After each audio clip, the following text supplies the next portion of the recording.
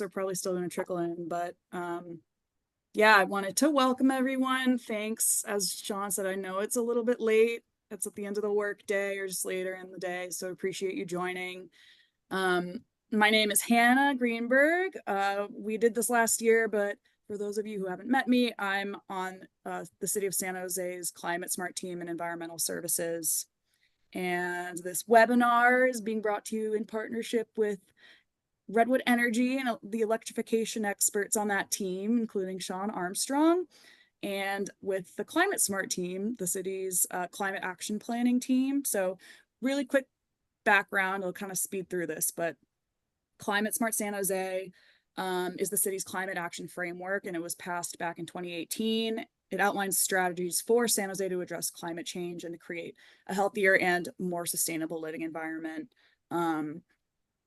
And yeah, accelerating those goals that are outlined in that climate smart framework.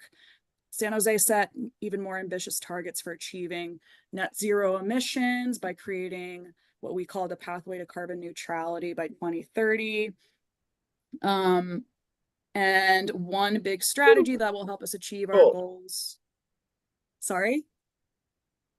Oh. I was just cheering you on. It's such a huge ambition, like a 2030 carbon neutrality. It's, yes. Yes, Thank you. It is ambitious. We're doing it. We're working towards it. But yeah, one of the big strategies that will help us achieve these goals is to switch from gas to electric in our homes. So as I said, we partnered with Redwood Energy again for a second time to put on this series of informational webinars that are supposed to be discussion based. So we really encourage folks to post their questions and raise their hands whenever they want. We'll call on you and try to address questions throughout the webinar as they come up. And just before I passed over to Sean, I wanted to cover a couple of housekeeping rules. So first is a reminder that the webinar is being recorded. I don't think any of you should have your cameras on, but there was a disclaimer, I think, when you entered the webinar.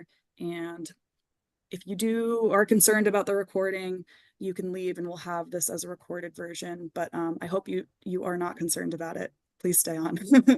But anyway, so this is a Zoom webinar. Also, it's a little different than a typical Zoom meeting. So there's a Q&A function, but there isn't a chat function. But whenever you have questions, if you see at the bottom of your screen, there should be an option that says Q&A.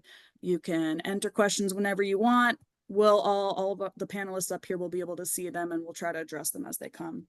You can also raise your hand. You have an option to raise your hand at the bottom of your Zoom window as well. So if you want to answer or ask your question out loud, raise your hand. We'll call on you.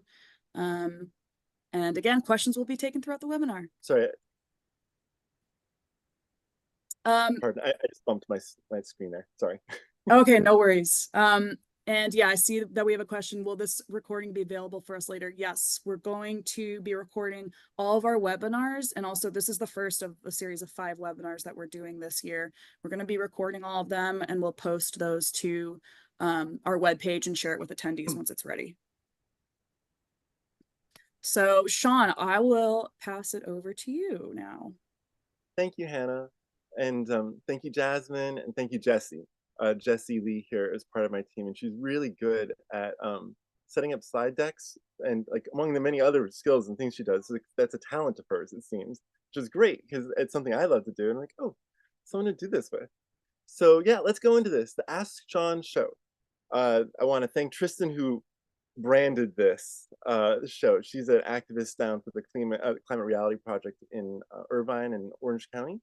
And that's where this came from, this idea that we would have sort of like Click and Clack on NPR.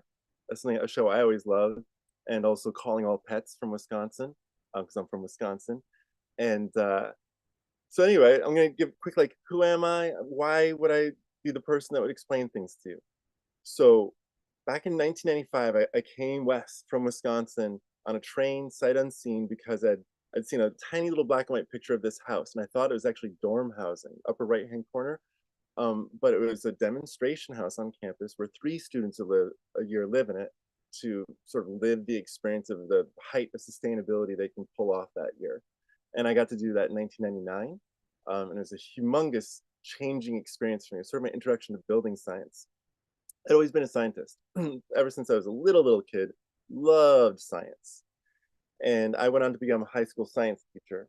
But I like you asking questions. I think that's how classes are supposed to be functional. And like when you have a paid teacher, they're supposed to ask and they're supposed to answer the questions you ask. You know? So I'm here for that. This is a professional experience. Please, if you have any questions. But I also want to raise a family and buy some land and have like that organic farming experience that I've been raised in. So I went into working in affordable housing and specifically in zero net energy affordable housing, like this next picture down here. These are one of my first, the first successful net positive housing development in our nation in 2014. It was 26 houses, and all 26 of them produced more electricity than they consumed with the solar arrays on the roof. And these adorable little low-income senior housing, subsidized senior housing. So shout out to Roger, the solar installer, who also put in early EV chargers back in 2014. And one of the people got an EV specifically so they could drive around, right, and charge for free there. Worked out great to sort of pioneer some transitioning low-income household getting EVs. Something we work on now to this very day in my company.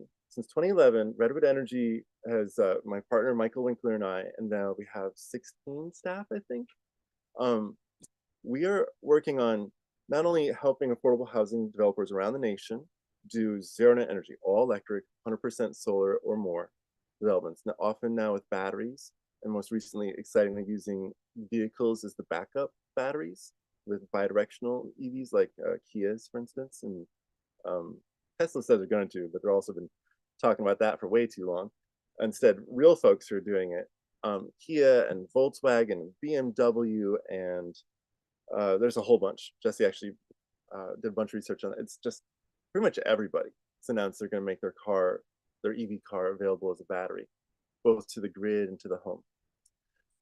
So on the lower left-hand corner, this is my house, cute little thing up here in Arcata, California, where I've got some land and a little farm and some awesome little kids. And now I'm going to tell you some stories, more stories, I should say. So the story of heat pumps, it starts with a guy in Australia who gets some ether on his hands when he's cleaning the type keys. He's a printing press guy, and he's like, God, it's so cold on my hand. And he's like, huh, I wonder if I could use this liquid to make ice. And so these early machines you see on the lower left-hand side, the machine that he made is immediately used to make ice specifically for Australian breweries. Also, then it started getting used to ship meat long distances. This technology, which was called the heat pump, it's also been called an air conditioner. It's been called an ice maker. It's been called a dehumidifier. It is a vapor compression cycle. It's basically when something vaporizes, and then if you can get that vapor to condense, usually you have to compress it, essentially physically, like squeeze it. And you go through like a little thing that spins, and as it goes through the thing it spins, it gets squished, because that thing that's spinning is not a round thing but kind of an oval thing, and it squishes at one part of the process, and that makes it a liquid again, and then it goes back and then it evaporates and makes things cold. And then so anyway, this process of evaporation and then compression to condense it into liquid again can be done with all sorts of things. You see it with water, of course, but done with oils that boil at low temperatures, like boiling on your hand. Ooh, I even have a little here. I want to show you this. Okay, I ordered this to try to show people. Very delicate. Every time I give it to one of my kids, they break one. So now I have it just like hidden. I'm gonna turn off my blur here so you can see what I'm holding in my hand. This is a good moment for anyone who's like not in front of the computer. Come over to the computer just for a second so you can see this. If you're just listening to my voice, but so this is a liquid, right? It looks like water, but it's not, because when I put my hand around it, I can immediately boil it. You see that? And I have warm hands. I've boiled it already. Like that boiled all the liquid that was in there. And I can kind of boil it in reverse up here on top of it, holding the ball on top. This is a vapor compression cycle.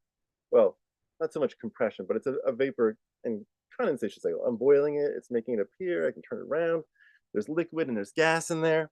So this little thing is an example of how people have used liquids that boil at different temperatures, because every liquid boils at a different temperature, to make ice. That was the first and most important thing. Keep the beer cold. So Anheuser-Busch is that lower left-hand corner. On the right-hand side, you can see some women working during World War One when all the men were gone. And finally, women got a whole bunch of working opportunities. Get out of the house, have a life, you know? So they're delivering ice. That's the old way. People have ice boxes, right? And the heat pumps. We're going to talk about heat pumps today. Is the phrase I'm going to use of all the different euphemisms slash different technical jargon for doing the same using the same process in different jobs. I'm going to call them heat pumps. Okay. You just saw me heating something, kind of pumping a liquid up, but you can see that in the 1930s, 90% of people who lived in the cities had electricity, and 90% of the people who lived in the country didn't in the United States. And the alphabet soup of agencies that was made during the Depression, one of them was the Rural Electrification Administration, which was huge. It electrified 90% of, or like the rural, oh, yeah, you took 10% and took it all the way to 100% in rural areas. And it was about 60% of our country they're responsible for electrifying, getting the power poles up, running the wires, and getting people all these services that they would advertise with these awesome, 1930s era graphics. You get running water. Isn't that nice?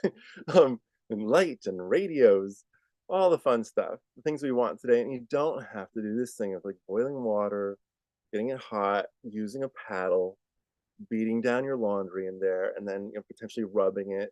I had to do that like with those washboards and things to get the stains out. I did that in Honduras for a summer. It was amazingly hard work, and I was so respectful.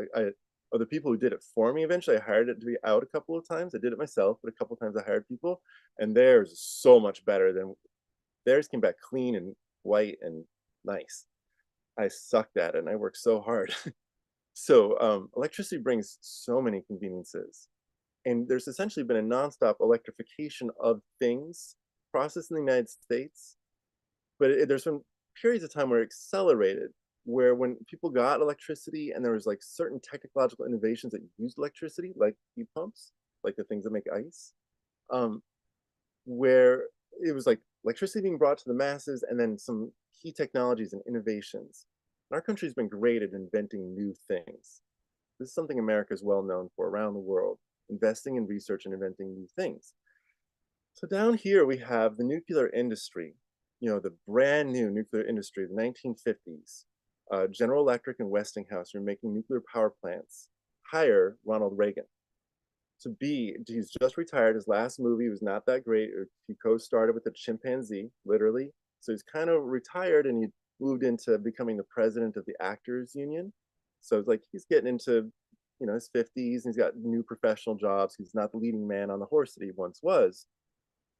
Well, he now learns how to talk to people because he gets on a train and he visits every single nuclear power plant that opens up over the country for the next 10 years to give a speech. He lives in a mansion that he's been given, essentially electrified, with an electrified swimming pool up here that shows off all the things that can be done with electricity. And he gets to invite all the stars of Hollywood to come to his #1 television show, the General Electric Theater, on Sunday nights. All the stars that show up, and I mean everyone, the Groucho, the Marx Brothers, or the people who played like vampires, Bela Lugosi, or all the folks down here, Sammy Davis Jr. and James Dean and Reed Moreno and Judy Garland, and all of them, all of them showed up for the television show on Sunday. It's like Saturday Night Live, basically. They did live theater. So it wasn't improv, but it was like, whoa, you get to see your star doing your cool little piece of theater. That's one of the first things that James Dean did is he showed up and did that show, and he became an even bigger star. So Ronald Reagan leads this popular campaign to get the electrical code changed. No joke. And it succeeded. The whole electrify everything movement. And I have lots of memorabilia around here. Um, just like, I don't know, like a paper clip here that's got the stamp on it, or there's like coins and my keychain, all these things that have this little symbol of live better electrically. That essentially Live Better Electrically was this code for like, we need to make sure that everyone's home can be all electric. And whoopsie, that was not intentional. I was trying to blur my background again. Little dignity here. So you have to see all my coats and jackets hung up. So from 1947 to 59, every house got 60 amps at 240 volts. So that's a certain amount of current, 60 amps, at a certain voltage, the amount of power it can deliver.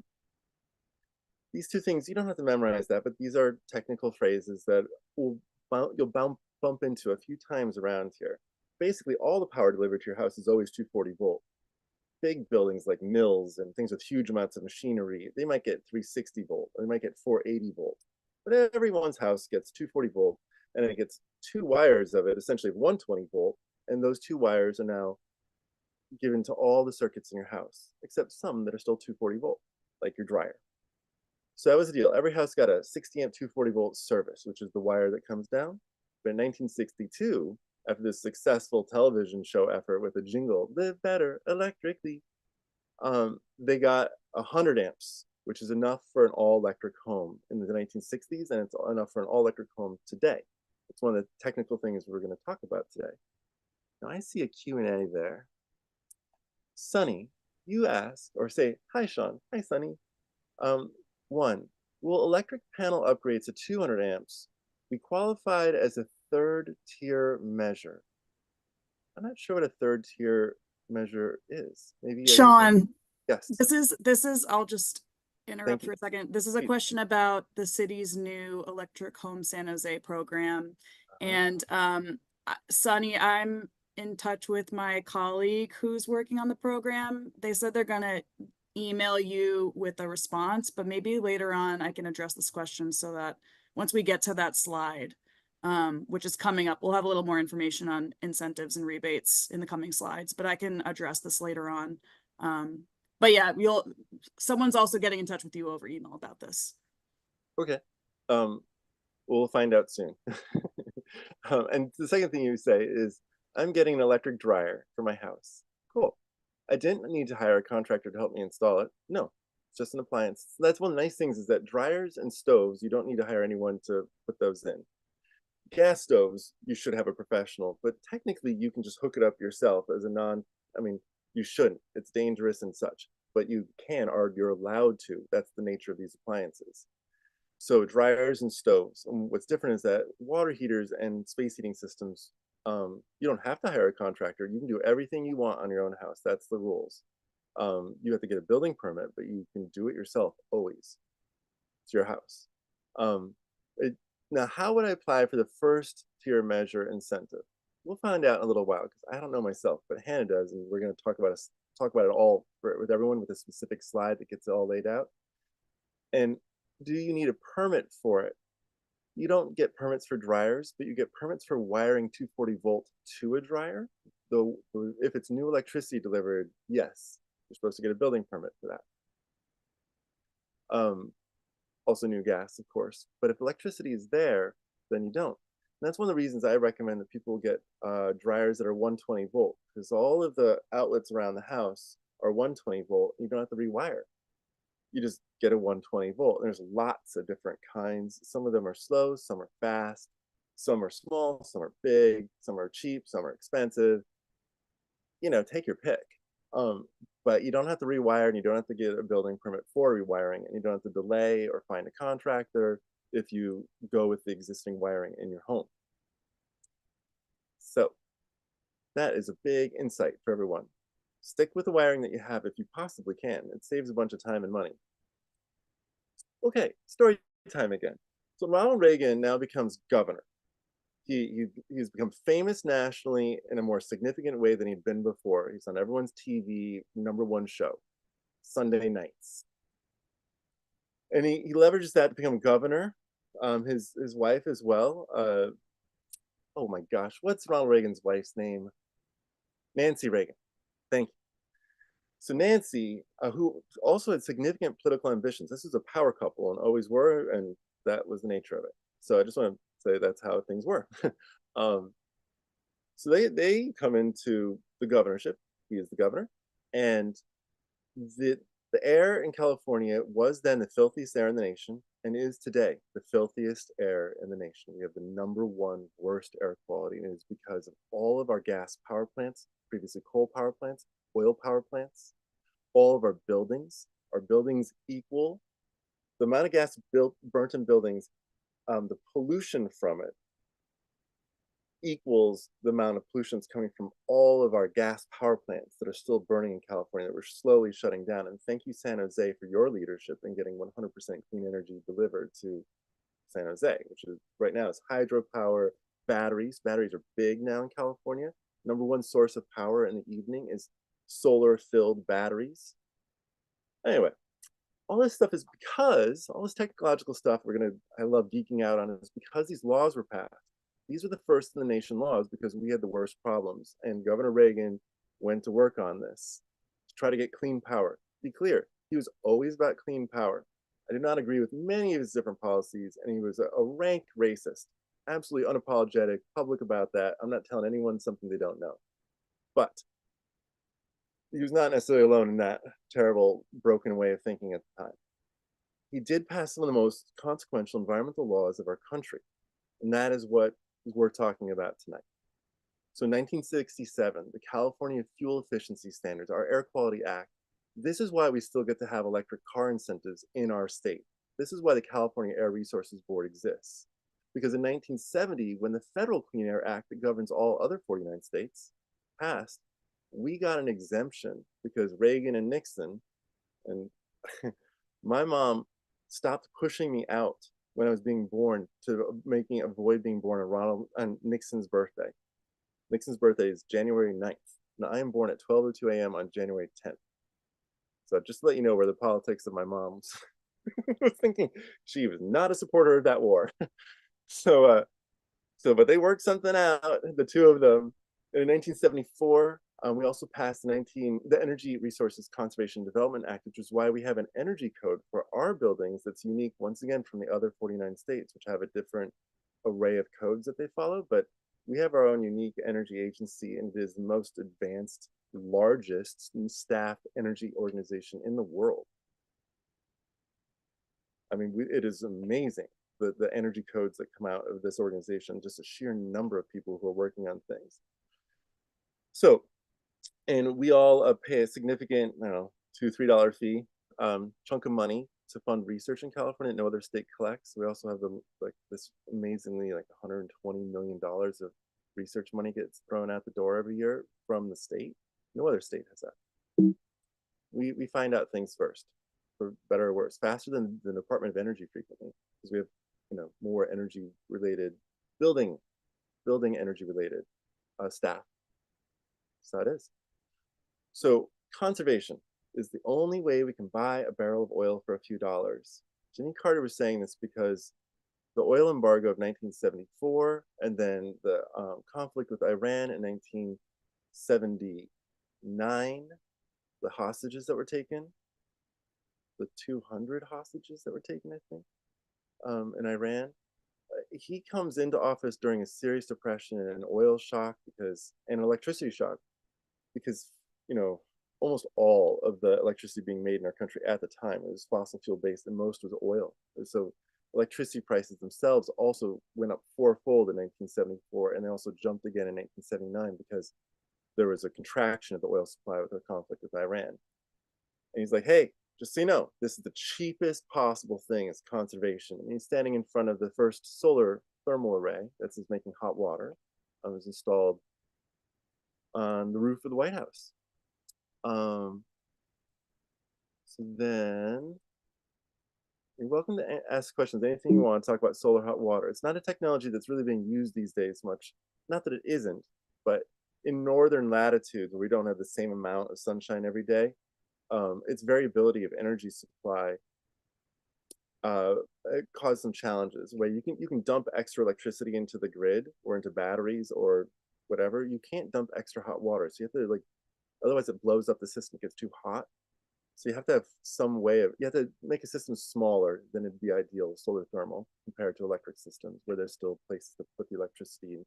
You can turn on lights someplace or turn on your air conditioner someplace. Like electricity is very fungible. You can do all sorts of things with it. Not so much so with hot water. So then this is another big deal law, the 2006 California Global Warming Solutions Act. So this is uh, Arnold Schwarzenegger, right? A Republican governor who came in after another California oil shock, the Enron scandal of 2000, when they pretended they couldn't deliver gas, and they taught a whole bunch of other utilities like Duke to not give us gas in a sort of pretend way, and it drove up electricity prices again. To We are still paying crazy bills even from then. And we normalized high electricity prices in California. Utilities did because of that, which was a scam. And that scam, by the way, was facilitated by deregulating our utilities. Now we have regulated utilities and they scam us in different ways. The ones that are Wall Street owned, the ones that are civically owned, like all of our municipal utilities, they have electricity prices that are like the rest of the country. Investor owned utility land, they have the highest electricity prices in our nation. SoCal Edison, San Diego Gas and Electric, which is owned by a gas company, PG&E. So all of that, we did set up a goal then to make all electric homes the code by 2020. It's explicitly written in there, zero net energy. This is the beginning of my career because the next year, um, Bush signs into law the Improving Fuel Economy, Reducing Oil Dependence, Energy Independence and Security Act of 2007, which is when we first got our solar tax credits, back when solar was $10 a watt as opposed to 30 cents a watt right now, buying a solar panel. So huge cost reduction since then with investment into research, into mass manufacturing. Now, there's Nancy Pelosi. Of course, this is once again a bipartisan. I just want to point this out that all of our huge successes, all of them, have been bipartisan. When there was a Republican governor and there was a democratically controlled Senate. So one group got to make policy, the other group got to sign off on it and negotiate over how it would work. This is Senator Fran Pavley. She's the principal author of this, the first of the important climate laws in California, the one that really set all sorts of goals that other laws implemented. Similarly, this came out of Nancy Pelosi's house, just like give credit where credit's due, Affordable Care Act. So 2017 Tubbs fire. This is the beginning of our fire change season. My mother-in-law died in the Santa Rosa Tubbs fire, and that really changed everything in my life, of course, you can imagine. And that led me to hire lawyers to try to help Berkeley, or any city actually, and many cities did pass, many cities have passed complete bans on gas, not just in California, but it's spread around the country. There's like 90 something cities and counties who have passed ordinances and laws. So sort of I try to transmute, always in my life, try to transmute grief into action. Action is the antidote for despair, is the quote. And so I continue to think that, like, that's, if I get upset and sad, I try to listen to that and then do something. Sorry, it's getting a little glary and sunny in here. I don't have a, let's see if I can do that. Stand here for you. Who cares? You don't have to look at my face. We're looking at slides. Okay, so here we have the next big things that are happening this year is that CARB and the California California Air Resources Board is CARB. The Bay Area Air Quality Management District is BACMUD, and they are both setting policies this year to phase out the sale of gas appliances and gas everything. First, we're starting with water heaters and space heating systems. In 2027 is water heaters, 2029 space heating systems. CARB is considering adopting that statewide. The South Coast Air Quality Management District is also setting similar standards right now, but BACMUD gets credit for leading. And that BACMUD is somewhat unique in that everyone who serves on BACMUD is an elected official. And most of those elected officials had already passed gas bans before in their cities, before they then have set the nation's leading policies on phasing out gas appliances, which are called zero NOx, because you in San Jose, with some of the worst air quality in the nation, you're inhaling NOx, which really are like caustic on your lungs. They burn your lungs. You can't smell it, unfortunately, because gas stoves emit so much NOx that you're essentially smoking cigarettes when you're cooking in front of a gas stove. That's what all the medical research, going back to the 1970s now. Yeah, it's true. BACMUD nor CARB are including stoves yet. It is Backmud is only doing water heaters and space heating systems, right? Like I was saying. And the CARB, though, is at the direction of the governor. And Governor Newsom has said by 2035, he wants to have a carbon neutral California. And he made that declaration during the fire seasons of, I think, 2019 or 20. Every time our state catches on fire all summer long, or Canada does, or, as we essentially are going through a gigantic drying out and climate changing, right, process in which the existing vegetation burns.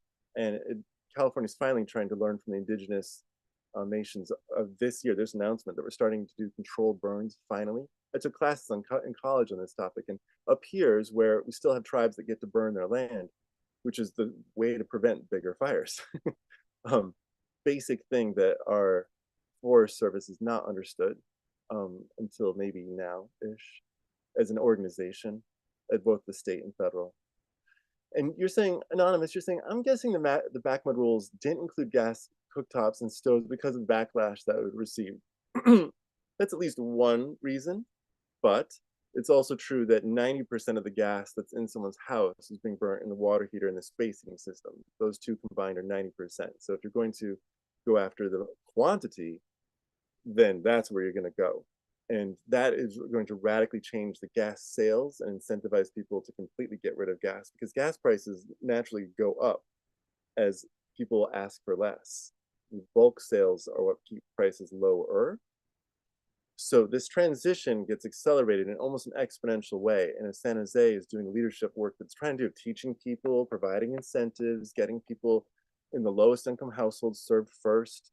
This is the way that you make sure that everyone gets there on time. And this has been the established way of doing it now since the 1930s. Our nation understands that we have to go for the people who don't have it first, make an agency and people who are responsible for it to make sure it happens. Because if you don't, it actually slows everyone down, raises everyone's prices. If everyone participates and we have a nation that's fun. If we didn't have electricity in between California and New York, how much fun would that be? Really? You know? Let's give some credit to the rural electrification administration, and every other government who takes the job seriously. So how likely are the backmud rules to survive any legal challenges given the overturning the Berkeley electrification mandates for all new homes? 100% likely, because they have a different legal system we do here in California. Because our laws say that NOx is a regulated chemical in our atmosphere, and we have the dirtiest air in the nation, once again, with the highest rates of asthma and cancer related to poor air quality. And it's only gotten worse with the fire season. Problem we made for ourselves is a state with the #1 gas connections. Number one of people are connected to gas. The #1 sale of gas per household. We consume more gas in California than any other household in the nation. Think about that. So in that world that we live in, we also have this regulatory system to address this insane amount of air pollution, and it's been legally tested over and over and over. Granted, federal legislation has given us waivers to do this. So any executive, like last time Trump tried to waive this, that's not an easy thing to do. It ends up in court for a long time, et cetera, et cetera.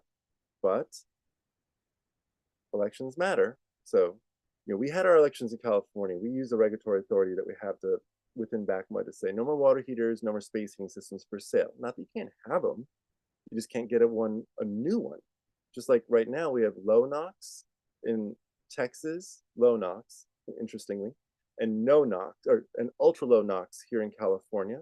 And Backmud already only sells ultra low NOx, is what you're supposed to be getting. Especially also South Coast Air Quality Management District, ultra low NOx. This is no NOx. That's the regulatory authority, no NOx appliances, no nitrous oxides, the things that burn your lungs. California Air Resources Board is using greenhouse gas exemptions. We are allowed to regulate greenhouse gases at the state level. So that's how all things. And CARB, by the way, is going through so many regulatory proceedings. This is for semi-trucks. This is for cement factories. This is for smelters. This is for apartments. This is for university. Everything is getting its gas shut off by 2035, or we're growing so much more forest that that's part of our carbon neutrality. keep in mind, the fires since 2017 have wiped out all of the greenhouse gas savings that we've accomplished since 2003. So us burning up our forests through poor forest management, not doing controlled burns in the winter, but just gigantic hot fires all summer, that our practices have erased all of our climate change ambitions, our leaders in the nation, which is why smart people who pay attention to how people succeed, like forest management from indigenous people who've lived here for 10 to 30,000 years, according to 23,000-year-old footprints over in the White Sands Desert. So people who've been paying attention for a long time on how to deal with forests say, oh, you should burn it in the wintertime. And we're just starting that this year, so we can get back on top of it. But a growing forest is the only way that we get to have carbon offsets in our state. So other than that, that's the only way we really keep the gas on after 2035 is growing forests or shutting it all off. That's the regulatory framework that we're in right now. Just, if you don't understand, now you understand. If you don't know, now you know. That's what we're doing. So, because the governor said so for the state, and our elected officials have said so for various regions of California with the dirtiest air in the nation. Look what you have here. This story is about how without look in California, right? It's 8% all electric housing, and next to us in Arizona, it's 40%. This is because we have been an oil state. This is because we've gotten confused over the years, like the oil shock of 2001, which was just a scam, right? People went to jail. One guy committed suicide, Skillings, killed himself over at Enron, rather than go to jail. And Kenneth Lay, remember, he died just before he was supposed to go to jail, and everyone's like, did he really die? They cremated him so fast. Where is he living? But I think he's dead. So anyway, remember that 2001? So we are the worst in the nation, essentially, particularly given our climate. We could be all electric very easily, just like Arizona, Texas. Florida is 77%, also because they have high water tables, can't deliver gas pipes. Hawaii, 72%. The only gas they have is stuff that's delivered by boat from the mainland. So this is a natural expression of the technologies of our era up until 2009, when computers got added to heat pumps to make them work in cold climates. Because like Wisconsin, where I'm from, yeah, it makes sense, 13% it's all electric, because you're running electric resistance, like toaster elements, basically all winter if you're all electric, or you have a ground source heat pump. Those have worked forever. Those have worked since the 1930s, I should say, technically. Thank you, the Swiss. Swiss, during the war and the lead up to it, invested heavily in understanding how heat pumps would work with their hydro dams. So peace helped invent and war. But the effort for not being involved in war is what created heat pumps, to use local energy up in the mountains in Switzerland, water-based heat pumps and ground source heat pumps. So air source heat pumps, of course, are breweries, like I mentioned. People who wanted to keep beer cold get credit for air source heat pumps. So this is where we are, state of affairs. The South leads. If you want to figure out how to do all electric housing, go to the South. Very sophisticated in all electric design there. Here in California, we do not know what we're doing. Our engineers, our building architects, our building officials will fight you up until just a couple of years recently. They've been fighting you if you're trying to do all electric. They thought it was illegal, which it's not. It never was. But they would say that, a building official. So this is, if you're going to invest in new electricity delivered to your house, that 200 amp service that was asked about earlier, this is a great slide for you, because I want you to see all the red things that you pay for when you get a 200 amp service and you're starting with 100 amp. And the blue things are what everyone pays for. It's rate based. So how much is this cost? Well, it's kind of 50-50. So everything that the homeowner pays, society is also paying. All the rest is paid in bills for you to get a thicker wire delivered to your house. So the homeowner pays $2,500 minimum. You're lucky if you got that number. You can get it though. But up to $30,000, not so lucky. You have an underground wire already, and you have to trench to dig it up. You have poor service in your area, so there's a bucket transformer that you're going to have to pay for a disproportionate amount because you're the person who triggered the transformer upgrade. They try to do that. So unexpected costs and delays, time delays happen more than half the time. We worked on this question. We asked essentially electricians throughout the state. We got hired by the utilities to figure this out because utilities, PG&E specifically, figured out in about 2017, 2018 that they should be endorsing all electric.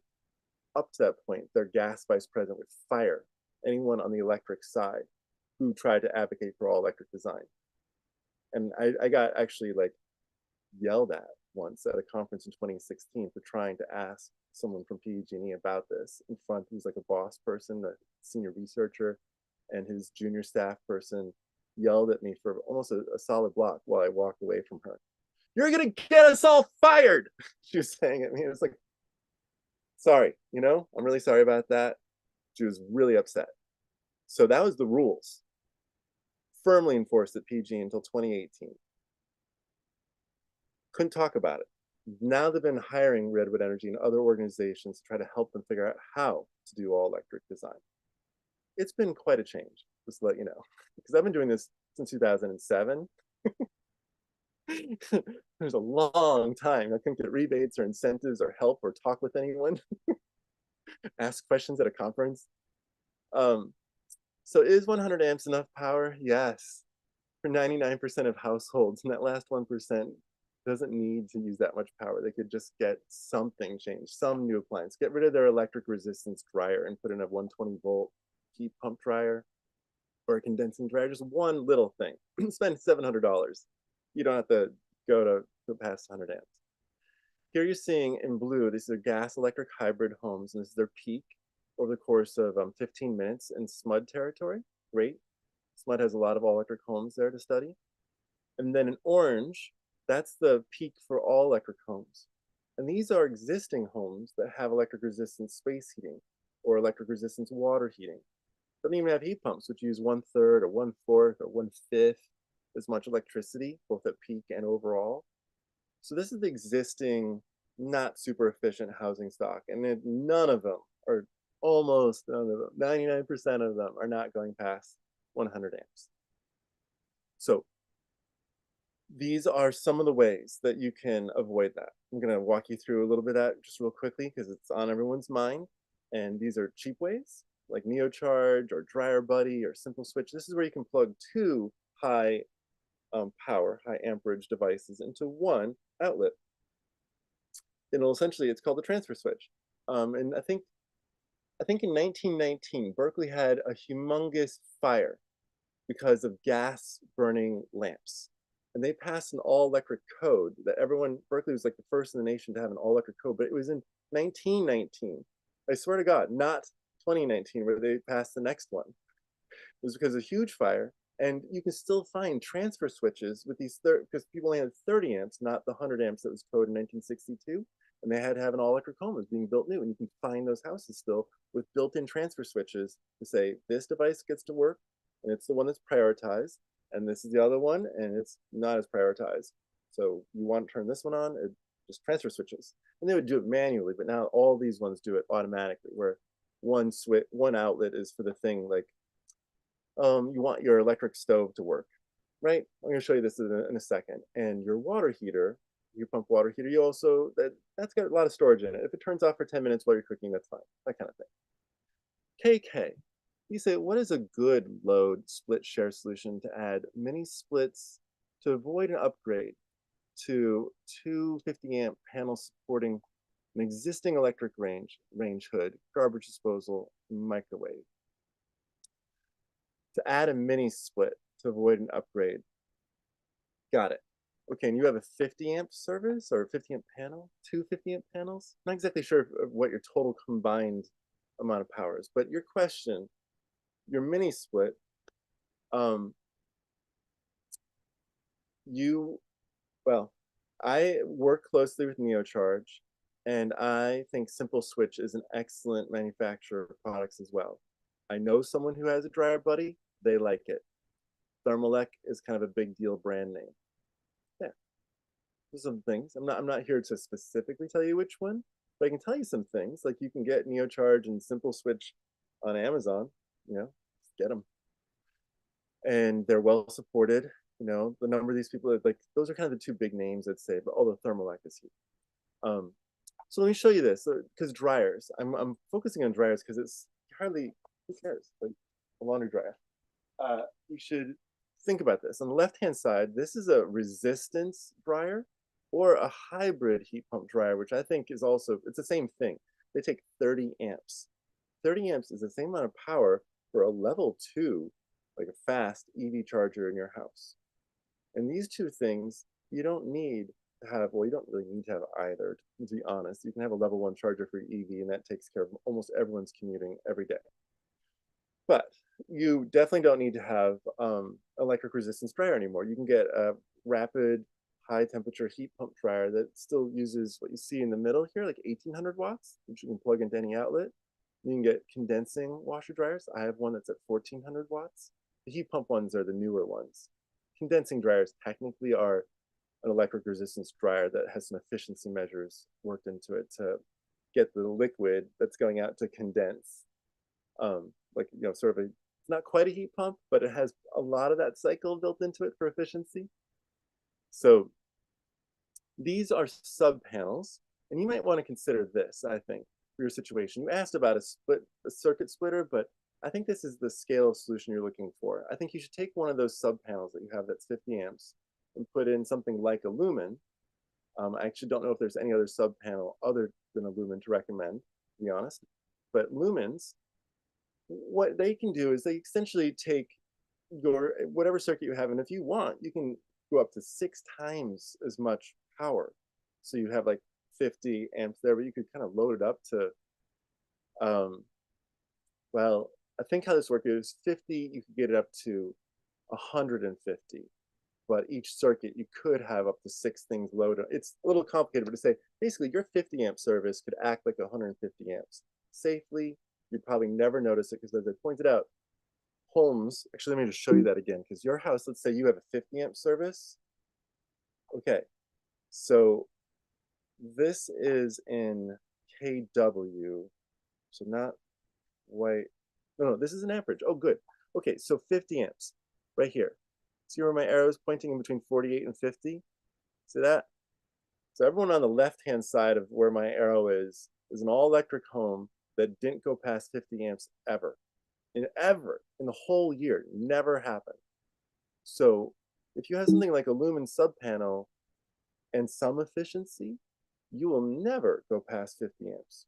The sub panel will turn something off if that ever were to happen, but even without it, you probably will never have it happen. So yeah, so sub panel is just basically a safety feature to make sure it can't happen in case you're just like part of that small percentage somehow. So sub panels that are that will turn something off for a few minutes, well, usually like 15 minutes. Here is the whole house version of that. Span has one, Coben has one. It's called the Coben Genius Span panels. EcoFlow has one. You can check those out. Those actually only $1,000, at least expensive, made by a large Chinese battery manufacturer. So they've made a smart panel. This here can once again choose which things stay on if, in the rare chance that you actually went past your 100 amps. And Span, by the way, makes now a 60 amp version of this. It's for the whole service of an apartment, because apartments frequently have 60 amp services while houses have 100. So yeah, in these cases, they have it set up so 100 amps can support 400 amps of loads, which is almost impossible to do. I mean, it's almost impossible to even find that many things to plug into a house. I'm including like arc welders and swimming pools and fast EV chargers. Like, it is, how do you use 400 amps in the real world? They can show you graphs that no one does. I have big studies that I'll show you Steve of HEA later. Steve and Lisa, they have worked with PG&E for quite a while, and they've just demonstrated that even 400 amp homes just are not getting past 100 amps. Okay, so KK, you had a question. Can Simple Switch support 2 appliances with different loads? For instance, a 40 amp and a 20 amp mini split. And Simple Switch can't, but who can? NeoCharge. NeoCharge is set up uniquely among these so that both things can operate at the same time.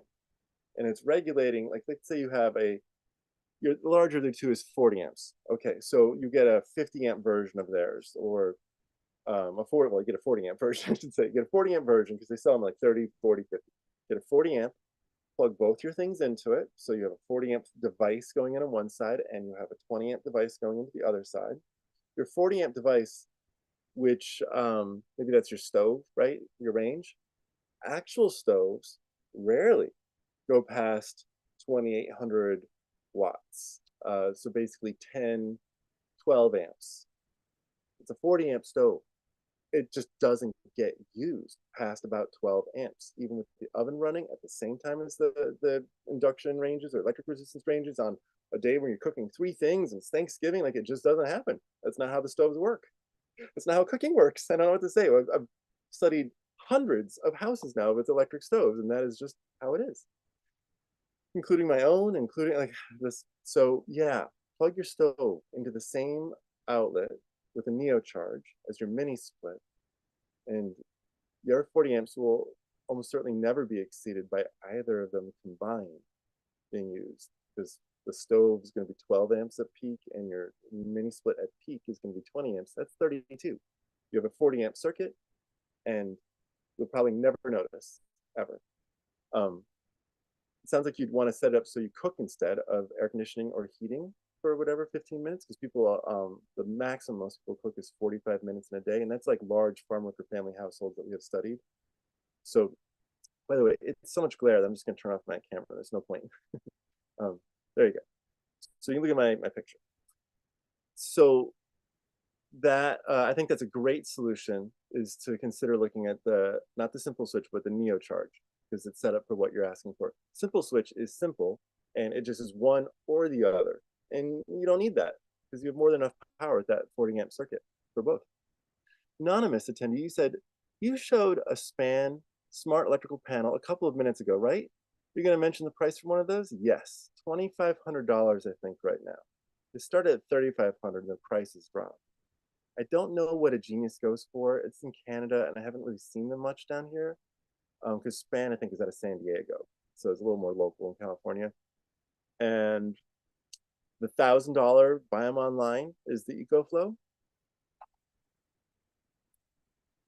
So this is the most expensive way to heat a house, is to do a radiant floor. It's about 2 to 3 times more expensive than using ductwork or ductless mini splits. What these things look like is these boxes. What they're doing, the one on top, the GeoCool Nordic, these are all ground source heat pumps, and they're running tubes of liquid down into the ground, either propylene glycol or water, and they're picking up heat or dumping heat in air conditioning season into the ground, and they're very efficient year round. And so they've always been used in Canada, still to this day, used in very northern parts climates where people wanted to have an all electric home, and which has always been a thing. Keep in mind, people have been pushing that idea since the 1920s, back when it was required by Berkeley as code, because there had been a terrible gas fire back in the day when people had gas fire lights.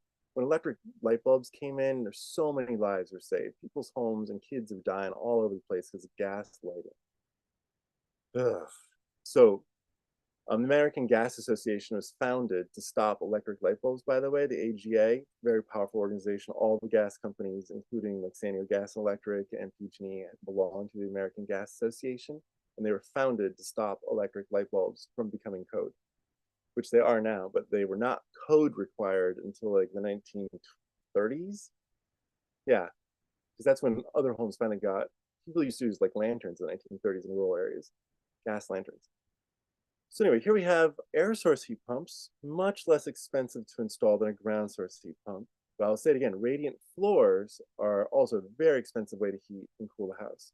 But air source heat pumps and ground source heat pumps, air source just means it's a fan inside that's blowing air through it, and that's how it's either picking up heat from the air or dumping heat during air conditioning season into the air. Air sources are just a big fan. The main thing about them is you have to get ones that are reasonably quiet, because fans are noisy or not, depending upon the investment in the fan, not how big or small it is. Just it's all about how good a fan it is. The blades, the motors, all that kind of stuff. The lubricants. Here is a way to use water with an air source heat pump. A lot of people in San Jose with Eichler homes will be familiar with this. You have radiators or radiant floors. These are low temperature radiators, and they're designed to work with air source heat pumps and ground source heat pumps that don't heat up water much hotter than like 130, 140 degrees. And water in radiators doesn't have to be any hotter than the air around it. Like 80 degrees in the wintertime, gets you a house that's like 72. And it's just like it's warm. It's always keeping your house warm. So these are all radiators designed for that. They have very thin sheets of metal in there to have lots of surface area to dump heat compared to old radiators, which are like big chunks of metal and are lots of not much surface area compared to the amount of water that's inside. These ones, the thinner, the little tiny fins, the more you can get rid of the heat or chill things depending upon the design.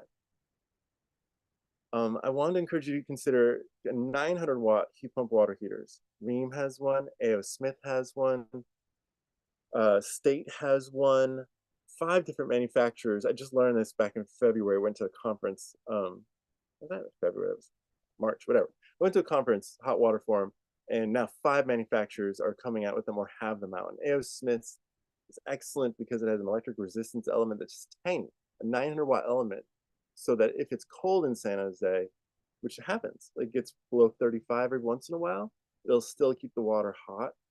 The Rheem ones here, they don't have any electric resistance backup. So they're a good one if you have a basement, if you have a water heater tank inside your house, all those kinds of things. Rheems are great for that, but they're not great for an outside closet. On the right-hand side, this is also 900 watt. This is great for any climate. This is using CO2.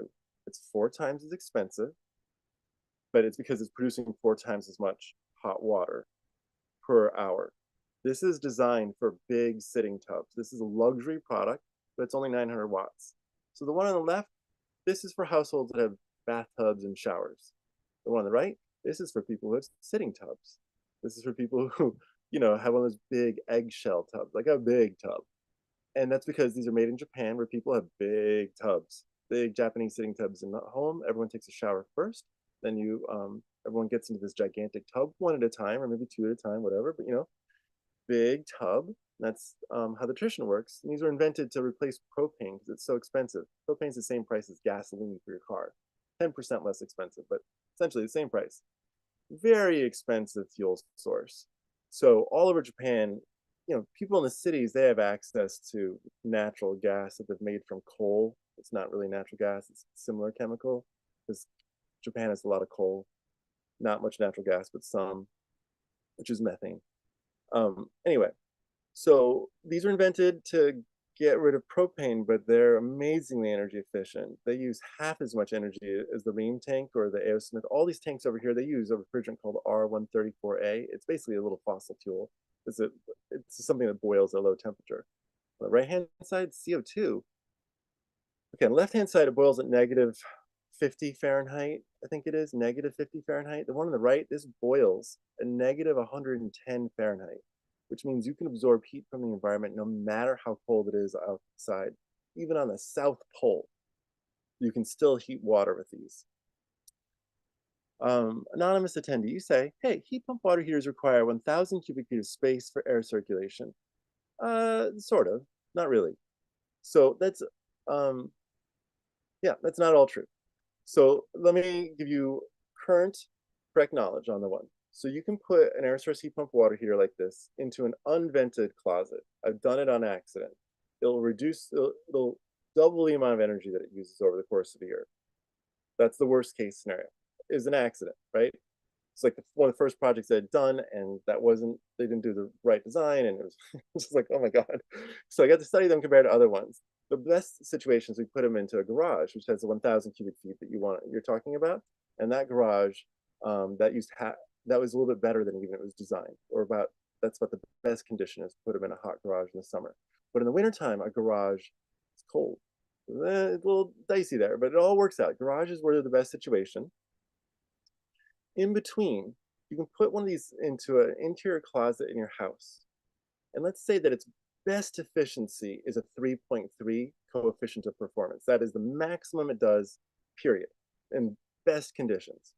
If you put it into a closet in your house with a screened door, louvered, that's what I mean to say, a louvered door, either a louver at the bottom and a louver at the top, or a fully louvered door, or if you put it in a closet, but you put a vent at the bottom of the closet and then a vent at the top of the closet, not the door, but now just like little vents in the wall, essentially.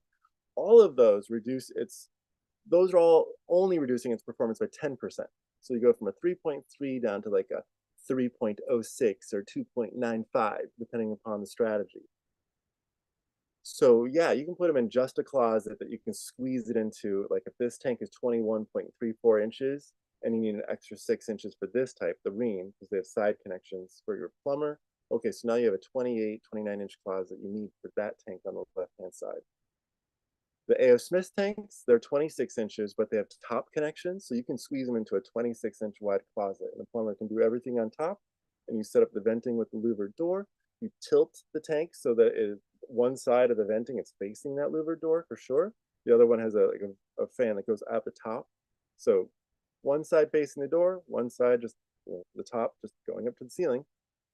And that is a very high performance situation, honestly, and it provides some free air conditioning for the house, and ideally you have it in the kitchen or in a closet. And A.O. Smith's is very quiet. LG is a very quiet heat pump water heater you put in a closet. So hopefully that answers your question. By the way, you're totally accurate to guidance from say 10 years ago, but there's been a whole bunch of field research and science that have published in the last few years that have continued to explain how to do it just right. So there, you got the most current information. I study these things like a maniac and have been for a long time. So I'll keep on asking me questions. I'll nerd out. Okay, anonymous attendee, you say, do you recommend moving up to a larger capacity heat pump water heater, larger than your existing gas water heater? I've read that you should move from like a 40-gallon gas water heater to a 50-gallon heat pump water heater. No, I don't recommend that. Um, Other people do, but I am one of the most knowledgeable people about how people actually use their heat pump water heaters. So what I would say is that um, a one-person household doesn't need anything more than a 40-gallon tank unless they have a large bathtub habit, right? That's the only real situation. Bathtubs are usually 35 to 40 gallons full, like the ones that are in a shower tank, and they're about 60% hot water. So, I mean, you're looking at in the range of like 15 to 20 gallons of hot water out of a 40-gallon tank, just fine. So normal use for 1 to 2, even once you get into 3 people, then you need a 50-gallon tank for some 3-person households and not others. Once you get past 3 people, 4 people, 5 people, 6 people, 7 people, all of those should get an 80-gallon tank. Because what we've found watching that is that if you have like 4 people taking showers in a row on a Saturday while someone's also washing the laundry after everyone's been exercising and playing and getting everything dirty and it's the weekend, then you can run out of hot water with a 50-gallon tank or a 65-gallon tank with 4 or more people. Then you should probably have an 80-gallon tank. However, that is for you never, ever run out of hot water. I grew up with a 40-gallon gas tank, and my family of 5 people, well, 6 people when my half brother was visiting, we ran out of hot water all the time. Gas, water heater, schneeder. That is no good, and in frequent cold showers. So I'm not saying like 40-gallon gas water heater is some sort of miracle product. I'm saying a heat pump water heater does a perfect job for 1, 2 people, and often 3 people, but you should probably have a 50-gallon tank for 3 people. So you never have a situation of running out of hot water. My affordable housing clients all have a different opinion on this. So they do this at mass. And so some of them are like, we don't care. Everyone gets a 50-gallon hot water heater. And that is a comparable experience to having a 40-gallon gas water heater, where sometimes you run out. If you have a big household, you're doing a bunch of hot water demands, sometimes like 2% of the time, up to 5% of the time, you're going to run out of hot water. And so that's what they do. Doesn't matter if it's a 3-bedroom apartment that has 5 to 6 people living in it. There's a 50-gallon tank. You have to just deal with normal life. So I've explained ideal. You will never run out of hot water if you follow the advice I just explained, according to all the field research I've done where actual householders studied.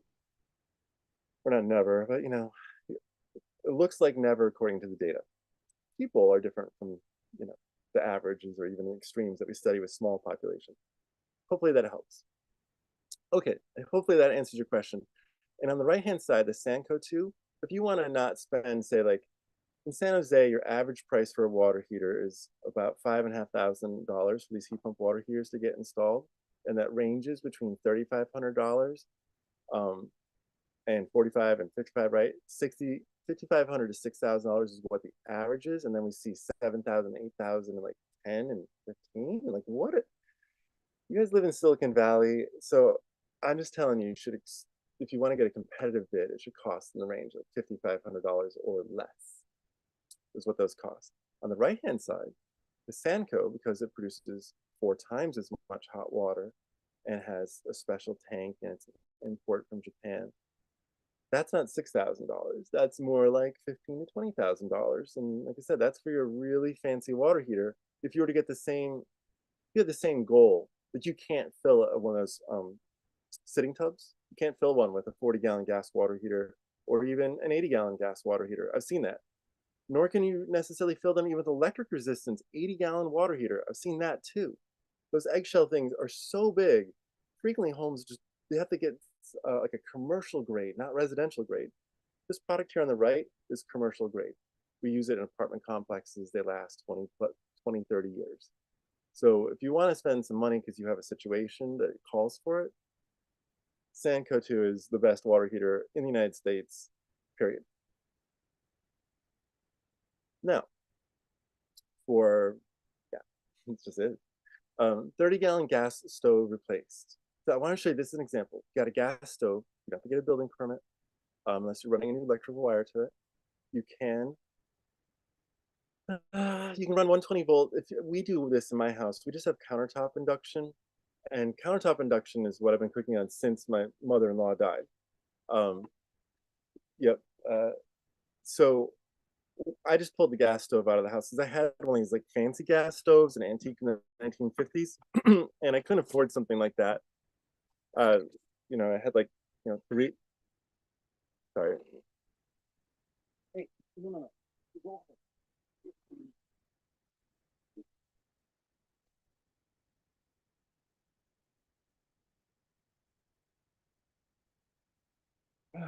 Sorry.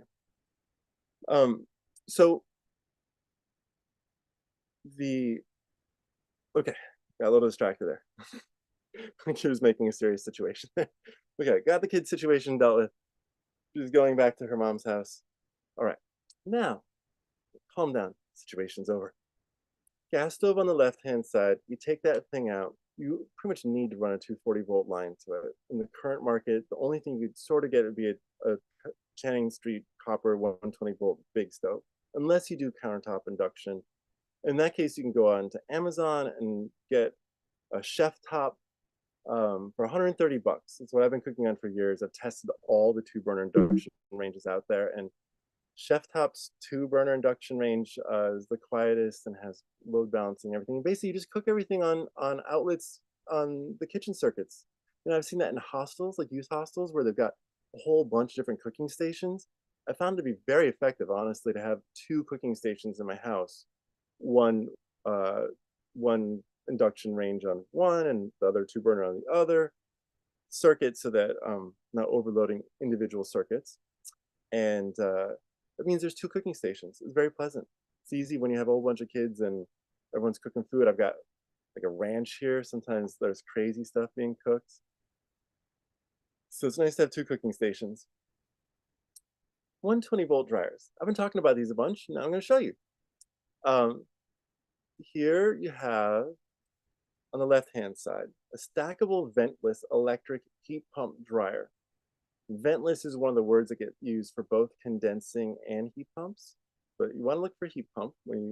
Heat pumps use the least amount of energy, and it's the most efficient. That might use 1/3 or 1/4 as much energy as an electric resistance dryer.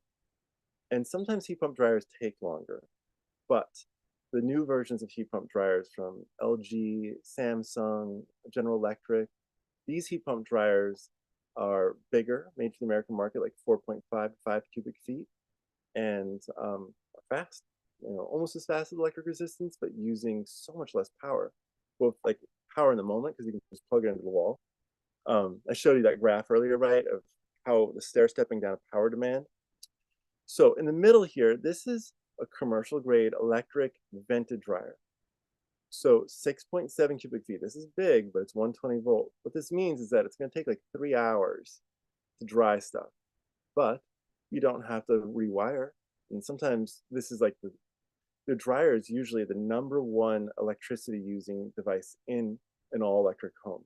If once you have your heat pump water heater, the 900-watt type or less, the 120-volt types, then this dryer becomes number one. So if you get, instead of getting the old-fashioned electric resistance dryers, you get one that goes slower, a 120-volt basically. It just means it goes slower. Or here is a type of electric resistance called condensing. I have this one, LG's 27-inch, 4.5 cubic feet. This is how I do my laundry. Love it. Had for years. Terrific. Just plugged it into the outlet right there. Pulled out it uses the same outlet as the washing machine essentially, because the one on the right is a combined washer dryer. And so I just take out the washing machine and I put that in. Now I've got a dryer and the washing machine, and it's a great washer. If you want to line dry, uh, because the efficiency built into it to extract water is one of the best things about these 120-volt devices. They spin at high speeds to get water out better, and or the washing machine version, the washer dryer version, they spin the washing machine cycle. It extracts water at high speed. The combo products. So this combo product, you get really dry laundry out even before it goes into the dryer cycle. A lot of people are attracted to fire. I mean, really, who isn't? And this is fun. It's my then 6-year-old, not the 10-year-old who I just had to kick out. She was slamming doors and yelling. And this is my beloved, adorable little firelight. And this is the first day that I plugged in. It was just at Christmas time. I had this little tiny Christmas tree set up on the table and such. And this is like a Hogwarts magic experience. You stick your hand into what you think is a fire. It is so convincing. It's an ultrasound that's evaporating, essentially boiling, but through vibrating the water. And so it's not hot. The vapor that comes up isn't hot, but it looks just like smoke when it's underlit by lights, either LED or halogen, both of which are, halogen's more efficient than incandescent. These happen to be halogen. It's just awesome. I just got to say, like, you can plug these into any outlet in the house. You can take out your gas insert, stick the same thing, it'll look the exact same in there, plug it in, and have you turn it on, and it'll look just like an amazingly magical fire. They come with electric resistance heaters, so you can also have hot air, like, it's a heater. You can sit in front of it, you can be toasty warm, watching a fire, having hot cocoa at Christmas time. We've done it. It's so nice. And you can also play with it. You have little kids who can stick their hands into the fire and not get burnt. And isn't that a joy? These are electric barbecues that you're allowed to have even if you live in a community with high nitrogen oxides like San Jose, where you might not be allowed to have barbecues. No marshmallows, though.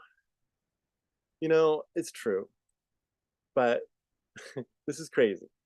But I'll just tell you for a moment, if you wanted to, you could get a heat gun. I have a heat gun. These are things that you use to like melt when you're doing construction, like electric wiring and things, or essentially you can definitely toast a marshmallow with something that's essentially like a glorified high temperature hair dryer that you can just plug in, but they're not designed to like blow a whole bunch of air. They're designed to emit a whole bunch of heat, concentrated heat. And you can definitely light a marshmallow on fire on accident as well as just toast it. So heat gun, that's what you're looking for your marshmallows. You might like heat gun them in the kitchen or something. I don't know. Set down a towel, toast your marshmallows, have your graham crackers and chocolate in front of the fire in your house. Here's the barbecue. Go out onto the patio. They're everywhere. You're not allowed to have open flames on boats, so everyone's got electric barbecue on boats. These are great for patios. They're not going to catch your apartment on fire. Backyards, they don't make smoke, although you can put smoked chips into them so you can get some of the smoky flavor if you want. Just like basically stick some mesquite twigs into it, and then you've got actual smoky fire. Weber, Kenyon, George Foreman, everybody has electric barbecues. They work great. You get the sear lines, you get the smokiness because the oil is dripping off of it and it's burning onto the direct hot heat there. So you get that. I mean, you can definitely have a grease fire on an electric barbecue. Seen that. So don't think that it's different unless you're really looking for smoke taste. Quick story. When I was a kid, we had charcoal briquettes, and my half brother Jeremy, would come in the summer times. My beloved brother Jeremy, and we would do all these fun things together because otherwise I didn't see him. He'd be like, give me piggyback rides. And we would love to do the barbecue together. He was 5 years older, so he's responsible for the lighter fluid, and like he's 12, I'm 7. And you know how sometimes it's really hard to get the briquettes to go unless you put a bunch of lighter fluid or you're patient. We weren't patient, we were children. So he put a bunch of lighter fluid on it while the burgers were cooking, and I vomited violently from that experience. Just barely got out of got out of the car before making the car a complete mess. But like Dad had to skid to a stop and have me just and all my vomit smelled like lighter fluid. That was I have like it to this very day. I can still smell all of that mess in my nose, and it's just disgusting. So I would say like, hey, it's just fine to get rid of barbecue briquettes, which frequently are imbued with lighter fluid nowadays for easy, getting them going. So your food really tastes like lighter fluid because you're burning lighter fluid. Just gas smoke. It's disgusting. So what are the electrical requirements for an electric barbecue? 120-volt, plug it into any outlet out there. You can also get 240-volt versions. It depends upon what you want, how much cooking you're going to do all at once. But like the ones I'm looking at here, these are probably both. Well, I think the one on the left is a 240-volt and the one on the right is a 120-volt. So you can, because just looking at the cooking surface, all this like plastic stands and things on it, that's not what's important about the electricity demand. But you can get them in 240-volt or 120-volt, and it makes a difference in the heat of the and how much surface area you can keep really barbecue hot. Anonymous, you ask if you're using a countertop induction cooking device or multiple such devices, are you still venting them? Yes. Although a gas stove is producing as much pollution as someone smoking about 2 packs of cigarettes a day in your house. So cooking for 20 to 45 minutes a day, like everyone does, is basically like every 20 minutes is about a pack of cigarettes. And that is in terms of the nitrous oxide, the formaldehyde, the not so much the PM, that's smoke that you can see. It's all the invisible smoke because PM 2.5 and 2 PM 210 and 7. All those things, those like fine grained smoke particles of ashy stuff that's bad for you. You don't get that much from natural gas, or for that matter, gasoline, unless catalytic converters. But anyway, um, but you get NOx, you get all the other ones, NOx and formaldehyde, carbon monoxide, bad stuff. But NOx is worse. When you're cooking on an induction, you're still burning oil because cooking oil or the grease, the oil that comes out of food that you're cooking, that is part of the air pollution in your house. And you should always vent. We've studied this a bunch, and there's big spikes of indoor air pollution cooking on induction because of the oil that you're burning in a pan. Always vent. However, gas stoves are exponentially more. And I mean that literally, like you can have 40 ppm of NOx after cooking, and you can have 400 ppm of NOx on induction versus gas. It can be less extreme, but yeah, like it's way worse. Um, so I always think like, do you really want to have like a cigarette smoker living in your house? Would you invite someone over to smoke 2 packs a day and blow smoke in the face of your dog and your baby and your grandma? Like, who is like that? Um, so anonymous, you say if one plans to go for solar, and currently the house has 100 amps, do you advise to upgrade the panel to 100 amps and go for solar? No, I would advise you stay with 100 amps. 100 amps is enough for up to 15 kW of solar. And you would connect that 15 kW, which is much bigger. Average solar array in California is 5 kW, and that was before NEM 3.0, investor-owned utilities being insanely corrupt. I won't talk politics. I shouldn't do that. Basically, yeah, if you want to run solar directly into your panel, usually you're limited by 16 amps of the 100, which equals a 4 kilowatt system up on your roof. Most people think of solar panels in terms of number of kilowatts. The kilowatt is about 2 sheets of plywood worth of solar panels. So each kilowatt visually looks like 2 sheets of plywood of solar, right? So the average solar array in California is about 4.5 kilowatts. And you can put in that average solar array, if you down it to about 4 kilowatts up on the roof, into any 100 amp panel. If you want to put up to 15 amps, you have to insert that solar into the right behind the meter. into your service box that you own. That was one of the things that I showed you that's like red is you own the box that sits around your meter, and you can put in what's called a meter collar, fits into the same thing that you own, clips into it, and then the utility clips their meter into your little extender. And that extender, which PG&E gives away for free to households that have had power outages, and you can plug your F-150 electric F-150 into it now. They've approved that with Ford. They already make collars for generators to plug into, and they have a list of generators that can go into meter collars. It's a standard technology. The only brand that I know is Connector, DER, standing for Distributed Energy Resource. So Connect, DER, Connector. That's the meter collar that I know that's commercially available. So yeah, there really isn't a technical reason for you to go past 100 amps for, yeah, there is no technical reason to do that. So check this out. I just want to give you guys a little bit of a vision. You know, we've been very practical. This is somewhat impractical. This is a $12 million boat. I wish one of you on this call had $12 million to spend on a boat. Good for you. Congratulations, right? This is a boat that is 100% renewably powered just with the solar panels and batteries for storage. And it can go 100 miles a day across the ocean with a hot tub, a movie theater, 6 different staterooms for people to sleep in. It has it's supposed to be this year. We'll see. You know, one of these like essentially like a drone-like small airplane for 1 to 2 people to sit in. That's the top picture. That's not real. It's an AI generated thing. But on the middle there and the bottom, those are real pictures. That's a Works U-boat, which you drop off one side of this thing. It comes with an electric submarine for 2 people. And you know, haha, you can go down and get a champagne bottle next to the shipwreck. Very staged photo, obviously, but doesn't that kind of look cool? And then Tega, you can drop off the other side 1 to 2 of these electric jet skis, go to 0 to 60 in just a few seconds, just like a Tesla. I mean, electric battery powered snowmobiles. Tega makes snowmobiles and jet skis, and they're both just ridiculously fast. Oh, anonymous, you want a transcript of this great presentation? Well, it's going to be given in Spanish next, and then Vietnamese. So if you want to come back and you speak either of those languages, we're going to do it a second and third time. The Ask Maria show and the Ask Trang show. And then this is being recorded and it's being posted online. And yeah, I think Hannah is, maybe she'll explain that at the end, but it's definitely for you.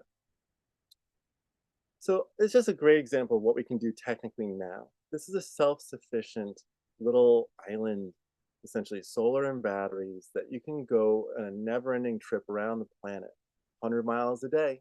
Sunshine is what you're working with. It's a transatlantic, 3-story tall fun boat. Now, this is my local luxury. I have a rich friend. He's an old man. He's a hardcore environmentalist. We bonded when I was like selling him chickens that we'd raised ourselves at the farmer's market. And he's like, come on, bring your kids over. They can learn how to swim at my house. So in this Google picture here, you can see the old solar hot water system that fed that into a gas boiler for the wintertime, heating the pool. It's in a greenhouse. There's a rope swing. There's banana trees. There's pineapples, like 30 pineapples. I mean, it is so tropical, awesome, flowers everywhere. It smells so good in the wintertime to walk in. It's like 80 degrees and flowers in your face in January. It's like a little Hawaii inside this thing. It's so nice. And it helped them transition to getting an AquaCal heat wave super quiet icebreaker, meaning that it works in the wintertime. I actually recently I was over, I could hear it breaking ice that was building up on the coils because it's one of the things that heat pumps have to do is water condenses on, they have to get rid of it. And you hear a little tinkling noise sometimes, depending upon the technology. Pentair, Hayward, these are all supported in the Bay Area. You can call up a subset of them who will know how to do heat pumps. And there's a guide on our website, redwoodenergy.net, under the research and publications. That's a guide just for the Bay Area of who installs heat pump pools, if you are so lucky as to have a backyard pool.